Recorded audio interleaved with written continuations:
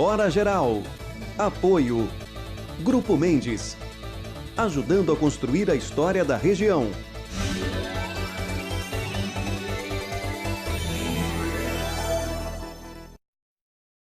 A partir de agora, mais uma edição do Hora Geral. E você sabe que o Hora Geral, ele existe justamente para levar a informação ao nosso público telespectador e o internauta. Por que internauta? Porque nós transmitimos também através da live, que é o facebook.com/Hora Geral ou facebook.com/GuaruTV.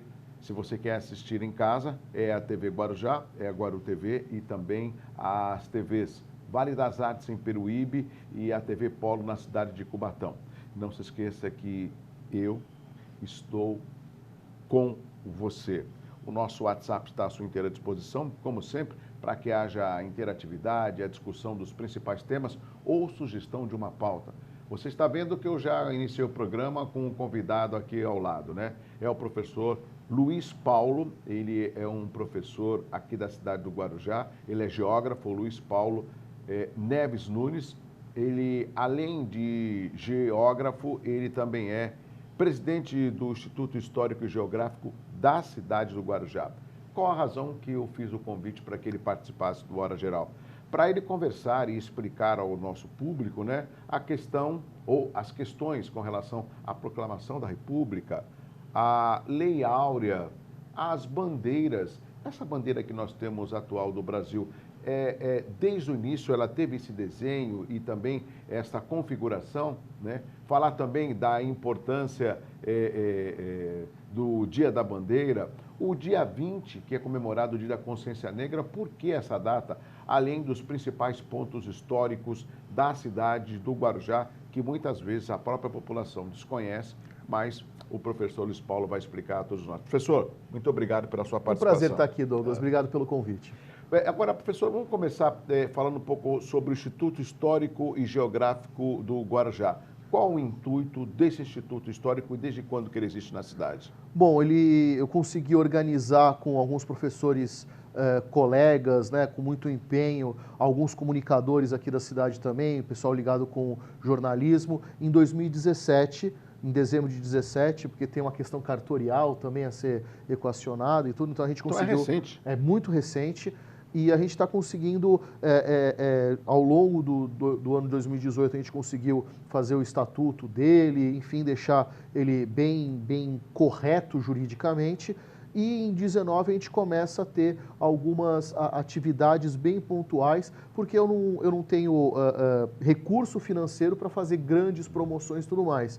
Então a gente começa a fazer um trabalho de formiguinha para conscientizar as pessoas que o Instituto existe, para trazer as pessoas para mostrarem os seus trabalhos sobre patrimônio histórico, sobre a geografia da cidade, sobre a biologia da cidade, porque o Instituto, apesar do nome, ele abarca a situação das riquezas geológicas que nós temos, da riqueza ambiental que nós temos, das riquezas sociais que nós temos. Ele não fica restrito à história e geografia. Sim, sim. Ele tem uma gama de assuntos que se preocupam para a gente garantir que essa ideia de preservação histórica e da geografia da cidade é construída a partir de todos os elementos que vão ser tangenciais à história e geografia. Sabe, existia um outro instituto com a Vera Falkenkerk, que fez parte do Conselho do Patrimônio Histórico do Estado há muitos anos. O Forte de São João, na Bertioga, foi restaurado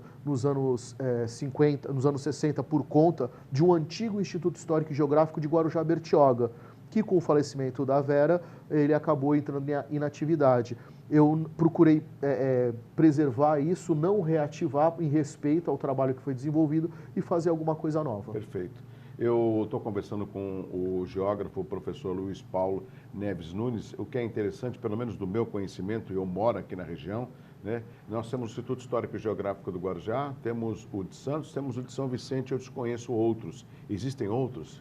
Não com essa atuação. A gente tem alguma sociedade ou uma associação histórica em Itanhaém, mas com o nome Instituto Histórico e Geográfico, reconhecido pelo Instituto Histórico e Geográfico Brasileiro, que que é da época do Império e é uma entidade reconhecida no levantamento dos bens históricos e na preservação deles, só os três, o de Santos e de São Vicente, são mais antigos, fundados pelo condão do Francisco Martins dos Santos, né, um grande historiador, um grande professor de história da nossa região, e eu me atrevi agora a fazer o de Guarujá. Que bom atrevimento. Agora, professor Luiz Paulo, eu sempre tento entender por que o brasileiro não é tão afeto, não é tão ligado à história do Brasil. E quando a gente fala a história do Brasil, a gente lembra que a história do brasileiro, no mínimo, ele deve ter alguma noção, né, da história do Brasil. Quando muito, nós sabemos do 7 de setembro, por causa do desfile cívico-militar, que sempre acaba acontecendo nos municípios, e por causa do filme do Dom Pedro, quando, né, ele desbainha a espada e independência ou morte, né? Ou seja, porque teve a ajuda de um filme, que inclusive o Dom Pedro era interpretado pelo Tarcísio Meira, né? Por exemplo. O que falta aí? Falta um projeto nacional de educação? Falta um incentivo à história para os alunos? Porque esse investimento, ele é, no meu entendimento, de médio a longo prazo. Falta a gente ter uma situação de essa história é minha. Vou dar só um exemplo, a gente está falando que o brasileiro não tem essa noção, devagar com o andor. Se você vai na Bahia, o 7 de setembro é só um feriado. O dia da independência do Brasil para o baiano é o 2 de julho. É o 2 de julho de 1823, porque eles expulsaram os portugueses. Na Bahia teve guerra pela independência. Nós tivemos mais de 5.000 baianos que morreram. Algumas ruas de Salvador ficaram realmente lavadas de sangue. E hoje você encontra pessoas em Salvador, no recôncavo baiano, que são bisnetos, são trinetos de falecidos nesse episódio. Então, eles contam isso porque houve uma perda pessoal, familiar, é uma história que é deles. Para nós aqui, a independência para o sul, o sudeste, né? Porque Sim. O sul teve algumas outras questões, foi uma troca de comando. Por quê? Saiu o rei de Portugal, mas continuou um príncipe português mandando. Ficou na monarquia. Ficou na mesma. Quem mandava continuou mandando, quem era o poderoso continuou poderoso, né? Para o Sul, não. A gente tem até levantes como a República Juliana, como a Farroupilha, que é proclamada a independência do Sul. Durante 9 anos, a Farroupilha vai ser uma pedra no sapato do período regencial. Farroupilha seria uma outra guerra ou não? Foi uma guerra de independência porque os interesses do povo gaúcho ali, das lideranças gaúchas, não estavam sendo atendidos pelo período da regência, porque a gente teve um período que não tinha imperador. O imperador Dom Pedro tinha ido embora para Portugal para garantir que a filha fosse rainha de Portugal, né, a Dona Maria da Glória, e o Pedro II era muito criança. Então, o que vai acontecer? Quem ia ficar no comando? Em Foi um regente. Né? Nós tivemos as regências trinas, depois regência una, e esse regente, ele tinha poderes de imperador, mas ele não era imperador. Então, o pessoal respeitava peronomútil, né? Resumindo, nos dias de hoje é como um vice. Isso. Tá lá, foi eleito, né? Mas não manda muito. Tá, pode até assumir, mas fica meio deslegitimado. Com todo respeito aos vices, né? Agora, professor, eu vejo muito e ouço, e quero inclusive contar com o seu conhecimento, dizem que a proclamação da República foi um golpe. Foi. Fato? Foi, de fato. A gente tem uma situação de enfraquecimento da sustentação do poder da princesa Isabel. Vamos pegar recentemente a situação do Temer. O Temer, ele só não sofreu um processo de impeachment porque ele conseguiu calar a boca de muitos deputados da época, né, de dar favorizinhos, cargo aqui, cargo acolá, senão ele teria caído também. Toma lá da cá. Ora, se princesa Isabel, que era a regente do reino, a gente não pode esquecer que durante o segundo reinado, a princesa Isabel ficou no comando durante 4 anos e meio. Porque Dom Pedro viajou 3 vezes ao exterior e a soma dessas 3 viagens deu quase 4 anos, deu um pouco mais de 4 anos. Então o pessoal já sabia como era o estilo de governar da Isabel. E não gostou muito, porque ela era muito influenciada pelo marido, o Gastão d'Orléans, o Conde d'Eu. E o pessoal, peraí, quem é que está mandando aqui? É a brasileira ou é o francês? Os interesses da França vão suplantar os interesses nacionais? Então o pessoal não gostava muito dessa influência dela. Mas ela teve uma participação muito importante, que foi justamente na abolição da escravatura. Então, todas as vezes que nós tivemos leis que favoreciam os cativos, foi a princesa Isabel que assinou. A lei do sexagenário, que parece uma coisa boa, o escravo com mais 60 anos, ele não é mais escravo. Ok, mas tem alguma indenização para ele? Tem alguma forma de trazê-lo à sociedade? E também, se a pessoa viveu sob um regime de escravidão na senzala durante 59 anos, 60 anos, ela está quase morrendo. Então era quase uma piada a lei do sexagenário. Era uma lei que era para ninguém, na verdade, que pouquíssimos chegavam a uma idade tão avançada. Aí nós tivemos a lei do ventre livre. Ok, maravilha, a criança já nasce livre. E a mãe? Como é que ela fica? Então a criança é livre, mas tem que morar na senzala com a mãe, ou então a criança vai para o mundo. Quais as condições que eu vou dar para essa criança? Então também, se você faz uma análise primária, que bonito, mas quando você começa a ver os aspectos práticos do negócio, você não... E a lei, a lei áurea, né, de 1888, ela também é uma situação para evitar a reforma agrária, porque vamos lembrar que eu tenho uma situação de muitos negros e poucos brancos, esses brancos os proprietários da terra ou grileiros, né? Sim. Esse nome grilagem eu acho fantástico, a pessoa... Não é atual, é antigo, né? O pessoal pegava o papel, fazia um documento falso e colocava numa caixa cheia de grilo. Aí a articulação das patas do grilo secreta um líquido que deixa o documento amarelado com aspecto de velho. Olha como... a gambiarra é desde aquela época, sem vergonha. Interessante. Agora, professor, tem um outro aspecto, né? Com relação à monarquia e à república, a informação, pelo menos do pouco conhecimento que eu tenho de história, e eu quero que o senhor até explique para os nossos telespectadores e internautas, a população gostava da monarquia. Muito. Dom Pedro era uma pessoa muito popular, muito querido.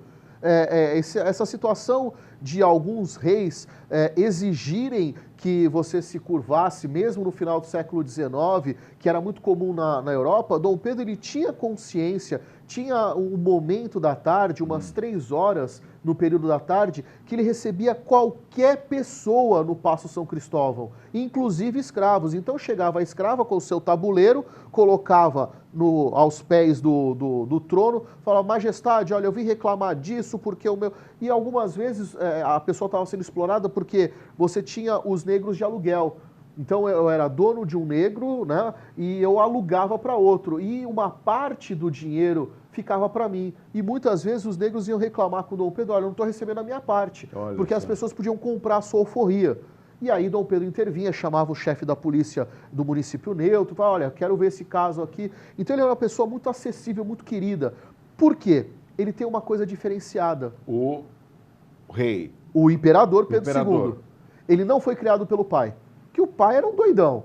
O pai era um cara desregrado, promíscuo, tanto que vai morrer do jeito que vai morrer super jovem. O pai do imperador? O Pedro I. Pedro I. O Pedro II, ele vai ser criado... O que proclamou a independência. O que proclamou a independência era muito doido. O cara era da pá virada.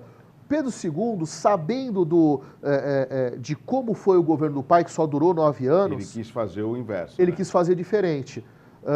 E ele foi criado, a tutela dele dos 5 até os 12 anos, foi por ninguém mais, ninguém menos do que um dos maiores cientistas que o mundo teve no século XIX, que se tornou político por acaso, mas a profissão dele era cientista. Ele se correspondia e era membro de academias de Lisboa, do Vaticano, de Londres, São Petersburgo, nada mais, nada menos do que José Bonifácio de Andrade e Silva.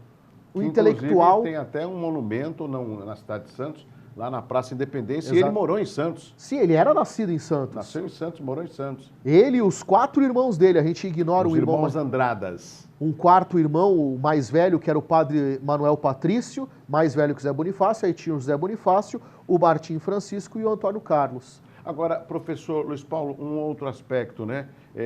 Além do golpe, como o professor acabou explicando, com relação à monarquia e república, eu acredito que, como demorou tanto para que houvesse um julgamento se procede ou não né, a proclamação da República, o plebiscito ocorreu, se não me engano, em 93. 1993. 93. Eu acho que se fosse mais 99 próximo, anos depois da Constituição ter mandado. ou seja, então a população nem lembrava como que era viver na monarquia, né? Senão, eu acho que não seria aprovado E a o peça presidencialismo, publicitária né? também que foi adotada pelos monarquistas foi bem fraca, bem da verdade. Em 93. Em 93. Porque a Constituição de 1891, eu falei 93 anos, um pouco mais, né, 103 anos, a Constituição de 91 já previa que houvesse uma consulta popular para saber se o povo confirmava a República ou queria a volta Sim. dos monarquistas, porque essa Constituinte, não vamos esquecer,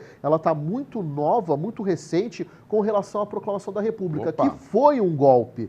Tá? Então a princesa Isabel, o pessoal já sabia como ela governava e não gostou muito. Então começou a articular quem era das cidades, que era menos de 20% da população, sempre foi republicano, sempre teve essa verve republicana. Mas a força, a pujança econômica e social do Brasil naquela época estava no campo. Então, quem sustentava a monarquia eram os senhores de escravo, eram os senhores de café, eram os produtores rurais. A gente está falando do café, que gerava muita riqueza, mas tinha outros produtores rurais. Né? Agora, professor, um outro aspecto, né? Quando a gente fala que é golpe, para até o nosso telespectador internauta entender, o golpe é quando, vamos supor, um governo é deposto e quem assume são os militares, que no caso da proclamação da República, me corrija, quem proclamou a República foi o Marechal Deodoro da Fonseca, é isso? Não necessariamente, tá? Quando você fala que é um golpe, é quando você não tem no ordenamento jurídico dado a previsão de mudança naqueles termos. Inclusive, nós temos até a foto do Marechal Deodoro da Fonseca. Manuel Deodoro da Fonseca, monarquista, amicíssimo de Dom Pedro II. Na verdade, falam que tem aquela alegoria dele no Campo de Santana proclamando a República. Ele estava acamado, ele estava doente. Os positivistas que lideraram a deposição de Pedro II chegam na casa de Deodoro, porque ele era o marechal, ele era a maior liderança militar que se tinha. Ele era ligado ao Exército ou à Marinha? Exército. E vão falar, olha, Deodoro, nós depusemos o imperador. Nós precisamos agora de uma liderança. E, bom, vocês depuseram o imperador, a princesa Isabel assumiu? Não, ela também foi embora, foi degredada. Bom, então ele levantou e falou, está proclamada a República, e voltou para deitar, porque ele estava mal mesmo. Foi assim, tão fácil, tão rápido? Só que ele morava no Campo de Santana, ele morava naquela área onde tem aquele quadro da Nós temos a imagem? Tem a imagem. Temos aí. A imagem do Campo de Santana? Deixa eu ver. Ele morava aí, né? Você tem o quartel de um lado e as casas do outro. Ele morava numa casa aí. Então, todo esse movimento militar realmente existiu. Só não existiu aquela figura central dele levantando o cap e proclamando a República. Aquilo não. Ele levantou da cama, ele levantou o dorso da cama, ele nem levantou, ele só sentou na cama e falou, então está proclamada a República. Vocês já fizeram tudo. Agora, nós estamos quase chegando no final do Hora Geral, na realidade uma história, né, um programa de história sobre a proclamação da República, sobre a princesa Isabel, sobre a Lei Áurea, né, sobre o imperador e principalmente, acabamos de falar, sobre quem proclamou a República, né, o Marechal Deodoro da Fonseca, mas também tem um outro aspecto, que são datas que são comemoradas bem próximas, o 15 de novembro e o 19 de novembro, que é comemorado o Dia da Bandeira. Dos grandes desgostos do Dom Pedro II foi quando ele foi levado pelo navio Alagoas para a sua situação na Europa, né? Quando ele foi apiado no poder, ele foi com aquela bandeira listrada, que era a bandeira do Clube Republicano do Rio de Janeiro. Ou seja, em ordem da esquerda para a direita, a terceira? A terceira, né? Aquela listada verde e amarela com as 19 estrelas, Coloca que eram as 19... na tela cheia, Fábio, por favor. As 19 províncias. Então, o Dom Pedro II ele foi muito triste porque tinha essa bandeira. As duas de cima, você tem duas coroas, uma vermelhinha, outra verdinha. Outra verde, A vermelhinha era uma coroa real, ainda de Portugal, foi quando o Brasil foi declarado reino.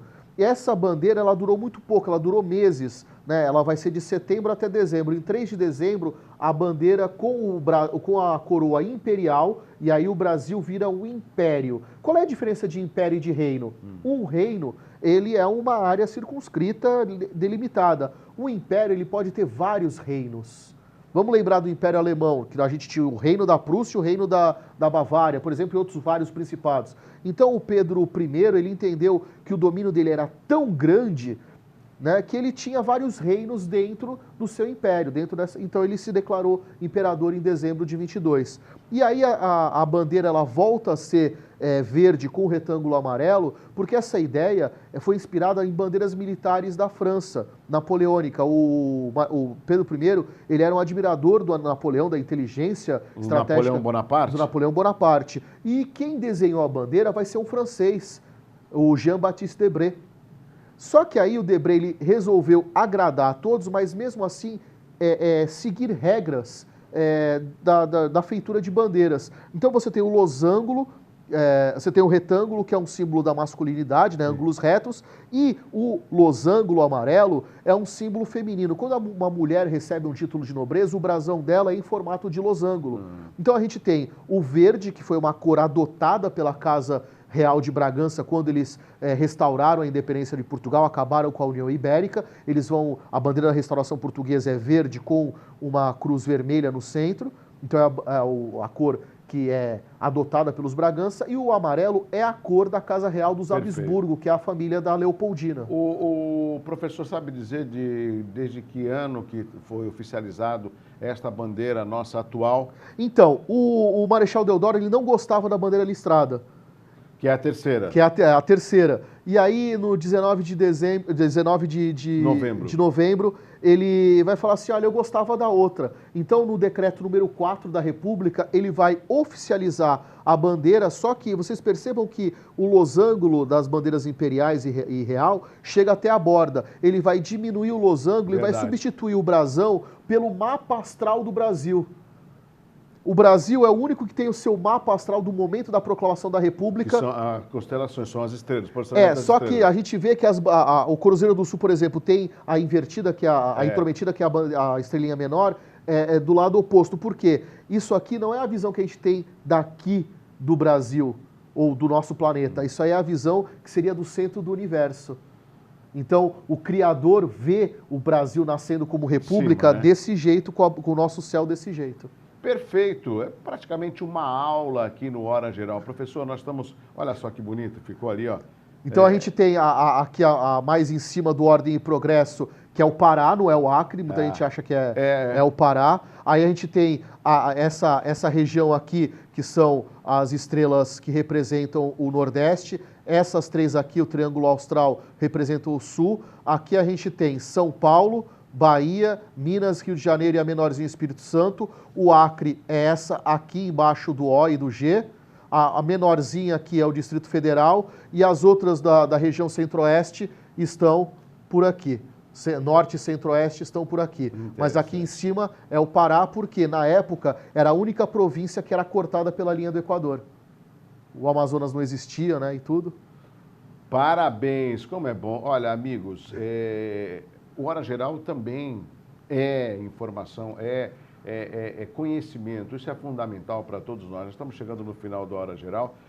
Temos o feriado no 15 de novembro, 19 de novembro, que é o Dia da Bandeira, não é feriado, mas dia 20 também é Consciência Negra. É o dia do aniversário da capitulação do Quilombo dos Palmares, o maior quilombo que nós tivemos, sob a liderança do Zumbi dos Palmares. E vários municípios, mais de 1000 municípios no Brasil, tem o feriado, é um feriado municipal. Alguns lugares têm, outros não têm.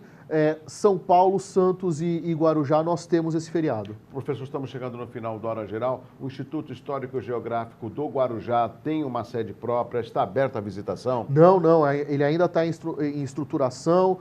Nós ainda temos uma situação financeira a equacionar, né? Mas ele existe, juridicamente existe nas pessoas que fazem os trabalhos, mas a gente ainda não conseguiu ter uma sede e tudo mais, mas a gente vai conseguir se tudo der certo. Professor, eu quero mais uma vez agradecer e eu não nego ao professor, ao meu público, que muito me entristece quando eu vejo o quanto que o brasileiro, por exemplo, promove a festa do Halloween e não promove a festa do folclore, que é o 22 de agosto, que é das nossas histórias, né, da nossa cultura e principalmente não conhece e não pratica a história do Brasil. Isso tudo tem uma responsabilidade, você aprende isso nos bancos escolares. mas a necessidade de uma atenção maior por parte do poder público. Eu não aceito ter um projeto educacional no estado de São Paulo que não é o mesmo do Maranhão, não é o mesmo do Acre. Eu acredito e espero que haja do atual presidente, inclusive o Weintraub, apesar das críticas, eu acho um ministro austero, que ele seja o responsável de um projeto nacional de educação, para que daqui a alguns anos, né, a gente possa ter zero de analfabetismo e um grande número de pessoas que conheçam a história do Brasil, né? A gente precisa se adonar. Você pode não gostar da história, mas ela é nossa. E se você não conhece, vai condenar as futuras gerações a repetir os erros. Então, conheça a história, mesmo não gostando, mesmo sendo crítico a ela, porque tenha certeza, se você conhecer, se você for crítico, e passar esse conhecimento adiante, as futuras gerações não cometerão os mesmos erros e a gente vai conseguir evoluir. Professor Luiz Paulo Neves Nunes, ele que é presidente do Instituto Histórico e Geográfico do Guarujá, conversando aqui com os nossos amigos do Hora Geral. Professor, mais uma vez, obrigado. Viu? Eu que agradeço a oportunidade. Vou chamá-lo mais vezes. Estou à disposição. Um abraço para você e até a próxima. Um abraço assim, ó, muito forte. Tchau, tchau. A minha rádio é massa e eu vou cantar. A minha rádio é massa, eu vou comemorar. Massa é o som do verão. Massa é o que me faz feliz. A minha rádio é massa e eu vou cantar. A minha rádio é massa, eu vou comemorar. Massa é mais que paixão. E o som da massa é o que eu quero ouvir.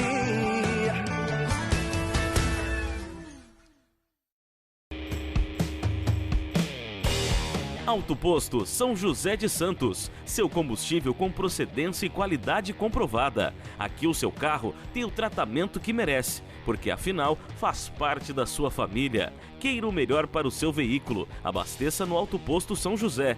Lá você encontra também uma loja de conveniência completa e o serviço de ducha para o seu veículo. Ducha azul com cera vegetal. Auto Posto São José fica localizado entre as avenidas Conselheiro Nébias e Francisco Glicério, ao lado da Faculdade Unimes. Auto Posto São José.